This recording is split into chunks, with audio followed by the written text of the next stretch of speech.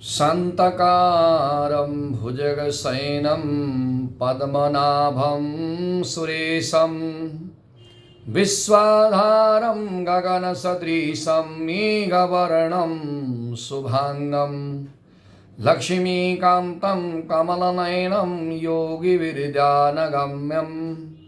वन्दे विष्णुभवभयहरं सर्वलोकैकनाथनम्। आनंदकंद भगवान की जय। माघ मास महत्तम की जय। माघ मास महत्तम का 28वां अध्याय पावन कथा, पुण्य को देने वाली और पापों को हरने वाली कथा। उसके बाद वशिष्ठ जी कहते हैं, हे राजन, अक्षोद सरोवर में सब लोग स्नान करके संतुष्ट होकर के सुखपूर्वक उस स्थान पर पहुंच गए। तब लोमस ऋषि बोले, संसार के इस सर्वश्रेष्ठ तीर्थराज को श्रद्धा पूर्वक सब लोग देखो। संगम को, ये वही यज्ञ की वेदी है तथा यजमान का स्थान है। ये 3 कुंड है जिसमें अग्नि जल रही है। यहाँ पर सबकी तृप्ति होती है। 33 कोटि देवता संतुष्ट होकर के आनंद पूर्वक यहाँ पर वास करते हैं। स्वादिष्ट पर्याप्त सोमधारा पीते हैं। यहाँ पर त्रिशूलधारी महादेव प्रकट हुए थे। देवताओं से सेवित ये अक्षय वर्गत का वृक्ष है जिसकी जड़ पाताल तक पहुंची हुई है।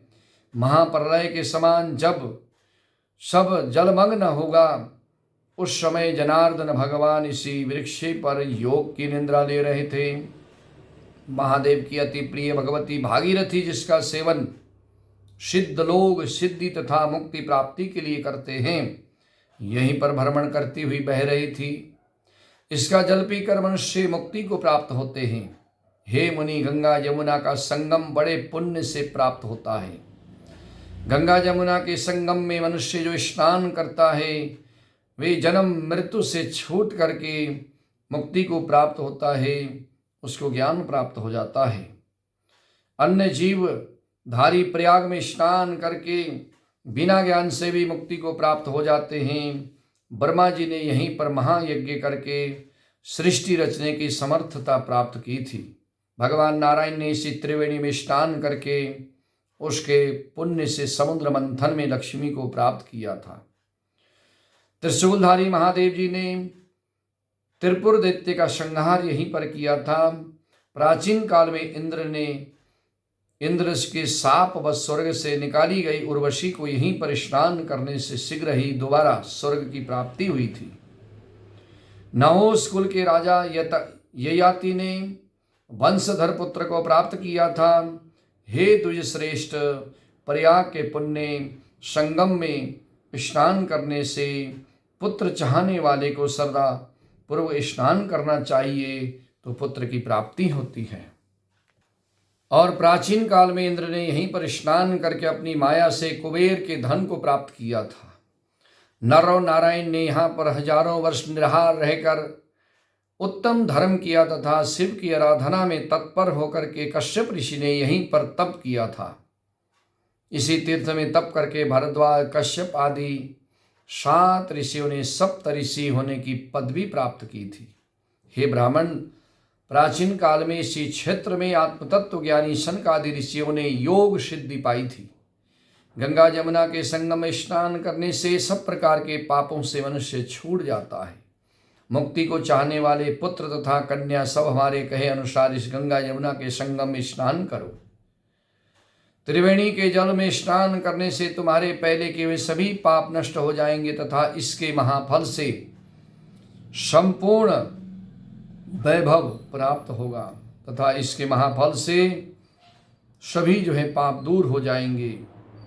ऋषि के अलंघनीय सत्य वचन सुन करके वे सब श्रद्धापूर्वक प्रयाग में जाकर के स्नान करते ही पिशाच योनि से मुक्त होकर अपने वास्तविक शरीर को प्राप्त किया। वेद निधि ने अपने पुत्र तथा दिव्य रूप वाली अति सुंदरी कन्याओं को देखा और उसके बाद प्रसन्न चित्त होकर के खूब आनंदित होने लगे।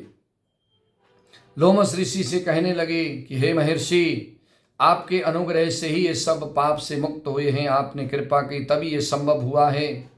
अब इन बालकों का योग्य धर्मोपदेश कीजिए। लोमस ऋषि ने कहा कि इस युवा कुमार ने वेदों का अध्ययन समाप्त कर लिया है। मैं प्रीतिपूर्वक कहता हूँ कि इनके कर कमल को ग्रहण करें।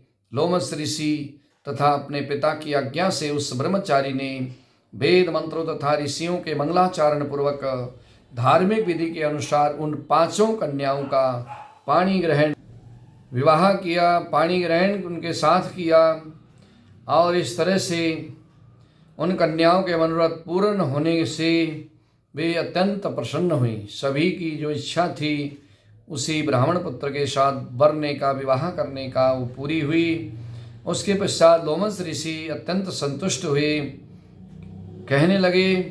लोमस ऋषि अभिवादन पा करके देवताओं से सेवित मेरु पर्वत पर चले गए। तब हे राजन, वेद निधि प्रसन्न चित्त होकर के अपने पुत्र तथा 5 बहुओं के साथ लेकर के कुबेर के नगर की ओर चले गए। उसके बाद हे सूत जी के पुत्र, इस पवित्र कथा को सुन करके दूसरों को धोखा देने वाला वंचक पिता, द्रोही, गुरु पत्नी में रत्व, कन्या की बिक्री करने वाला ब्राह्मण एवं विष्णु द्रोही आदि सभी जो है शुद्ध हो गए। ये तीर्थ जो है मनचाह फल और मोक्ष को देने वाला है। जिनकी श्रद्धा न हो उससे ये कहा नहीं जाना चाहिए, गोपनीय रखना चाहिए।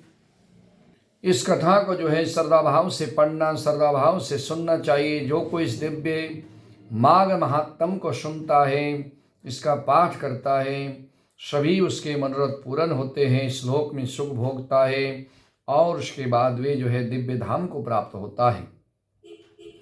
उसके बाद राजा दिलीप से कहा और मैंने कार्तिक जी को सुनाया और कार्तिवीर्य को सुनाया। जिस घर में इस महात्म को सुना जाता है, भगवान नारायण वहाँ पर हमेशा वास करते हैं। पुष्कर में हजारों वर्ष तक स्नान करने से जो पुण्य मिलता है, ग्रहण के समय में जो स्नान करने से पुण्य मिलता है, उससे भी ज़्यादा इस महात्म को सुनने से मिलता है। ब्राह्मण का पूजन करने वाला, गौ की सेवा करने वाला, गौ का दान करने वाला, भूमि वस्त्र आभूषणों का दान करने वाला मनुष्य हमेशा जो है सुख भोगता है। जो मनुष्य मानव शरीर पाकर के पुण्य कर्मों को करता है, माघ मास में स्नान करता है, संगम में जाकर स्नान करता है, माघ महात्म को सुनता है, उसके जो है भगवान विष्णु की कृपा से सभी मनोकामनाएं पूरी होती हैं। मंगलम भगवान विष्णु मंगलम गरुड़ध्वजा मंगलम पुंडरीकाक्षम मंगलनाय स्तनोहरि। नारायण भगवान सभी का कल्याण करें। इस महात्म को सुनने वाले, सुनाने वाले सभी का कल्याण हो। आनंद कंद भगवान की जय हो।